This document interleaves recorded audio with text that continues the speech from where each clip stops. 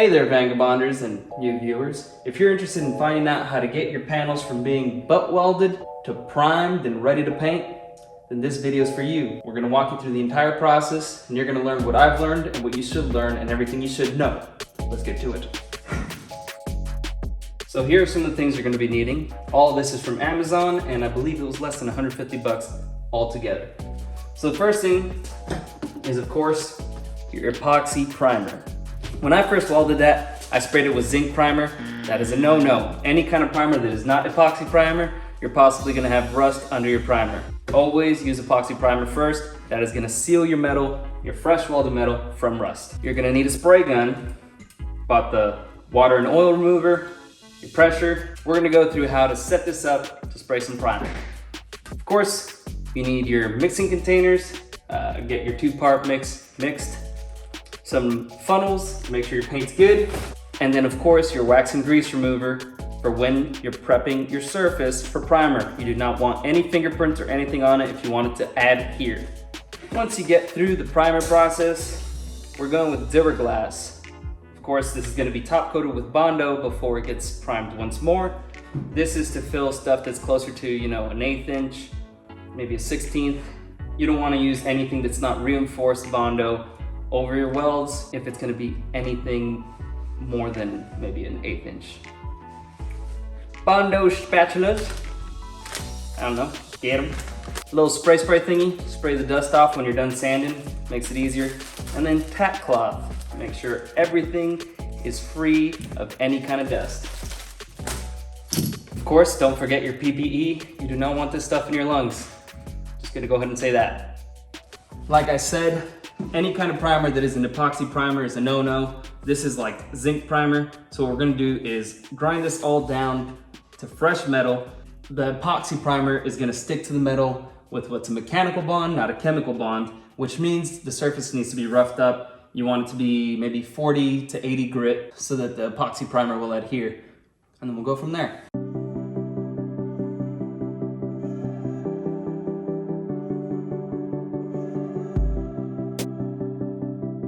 So what I've done here is just strip the paint. This is not a primable surface. You have to scuff it up. What I used is like a paint remover disc. Doesn't eat any of the metal, doesn't really heat up the metal, so it's good for sheet metal. I do recommend these.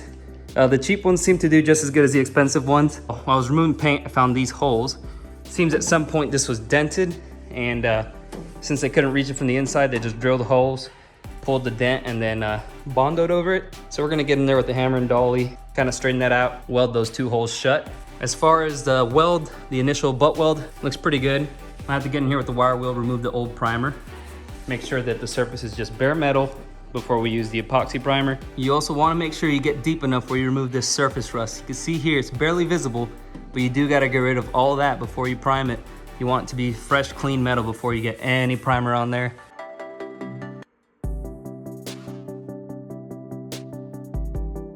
I will admit, I'm not really sure how to use a hammer and dolly. That's the first kit I've ever bought. And I've never watched a tutorial, but it's kind of self-explanatory. You just bang until it gets smooth. I don't know. Gonna go ahead and plug those holes with weld, and we should be good to go. So this is a piece of brass weight from like a chemistry set. And have my lovely assistant hold it behind while I weld it in the front, and it should work out. So we've got the pinholes welded and ground down. I might go ahead and hammer and dolly it again just in case I warped it a little bit with the heat. And then we're gonna get to sanding it with 40 and 80 grit.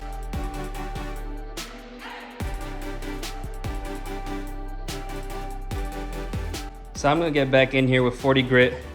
I haven't masked anything off for the reason that this entire bus is gonna get painted at some point. Right now what I'm trying to do is make sure that wherever I've butt welded the new roof on, gets sealed with epoxy primer, and I'm just gonna put the Duraglass over it to get one step out of the way. When this stuff dries for more than 7 days, you have to re-scuff the surface to be able to apply another layer of epoxy or anything. So I'm not too worried about it, but if you were doing this, probably a good idea to mask. We've now got a good texture on it. You can see the 40 grit marks there. That is exactly what you're looking for to create the optimal binding surface. This is a mechanical bind. Between coats, it's a chemical bond. when you're painting onto metal, it's a mechanical bond. You really want to have a surface that's good for adhesion. Now I recommend blowing her off with one of these doohickeys before you get to wiping her down with the wax and grease remover. For the wax and grease remover, I would recommend using a glove, as this is probably not good for your skin. Now you're gonna wanna wipe until the rag looks clean. So you can see there's plenty of stuff on there. Impurities that must come off if you want a good paint job. I mean, at least decent. You're gonna want a nice clean wipe like that. If not, you're gonna end up with swass.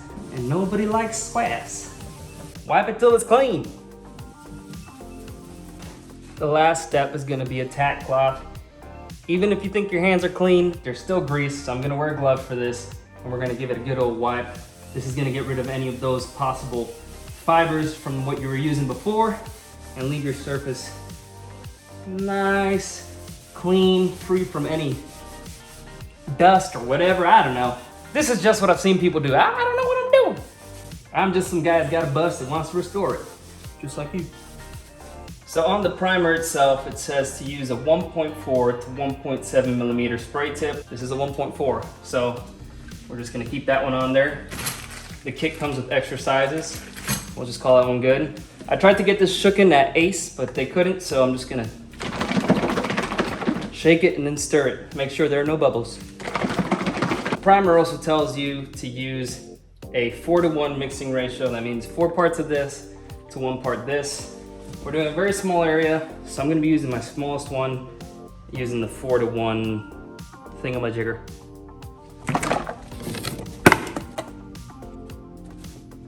So we're gonna use a good old-fashioned tape trick.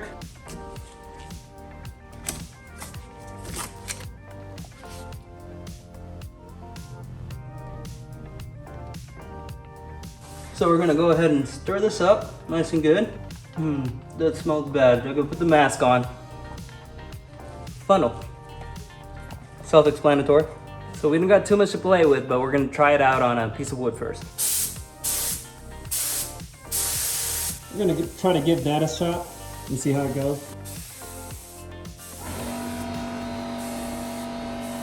We're gonna go ahead and let that dry a bit, probably about an hour.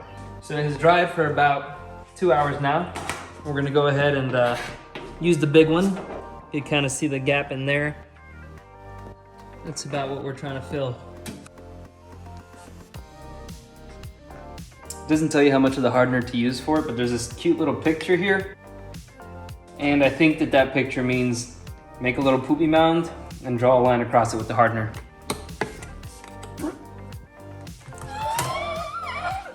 That do be hitting different. Feel like Bob Ross. Now, you do not want to introduce air into the mixture.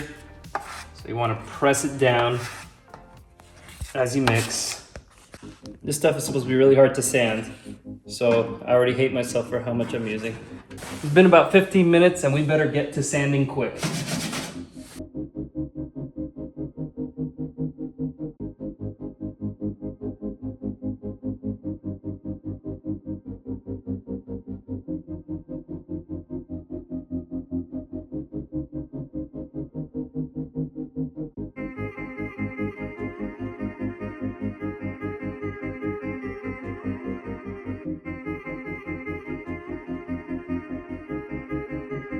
Now that most of the deep spots are filled, we'll go ahead and clean it up, prime it, and then we'll see where we're at.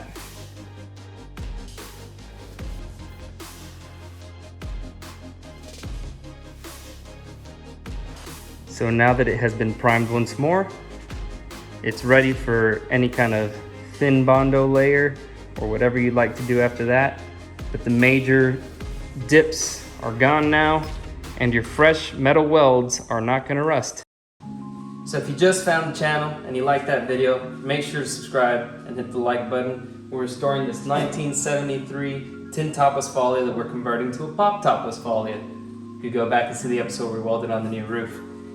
If you are a subscriber and you enjoy this kind of educational content, let us know in the comments and I can make more. I could go over the final Bondo process, and I go over all kinds of processes and working on this bus so that you, viewer at home, can do it yourself. Make sure, if you've watched this far, say, Arwen, you smell like cat poo-poo.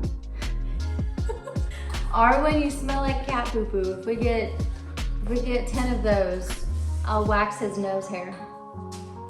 Shout out to Davey and Kevin for reaching out to us for the bus parts. We appreciate you guys. And if anyone else wants any bus parts, be sure to email us or message us on Instagram and we'll get back to you.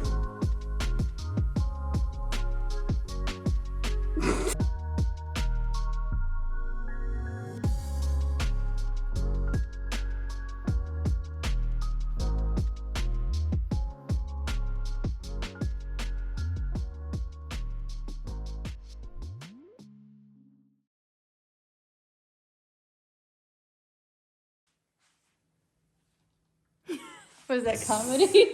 Yeah, that was comedy right there.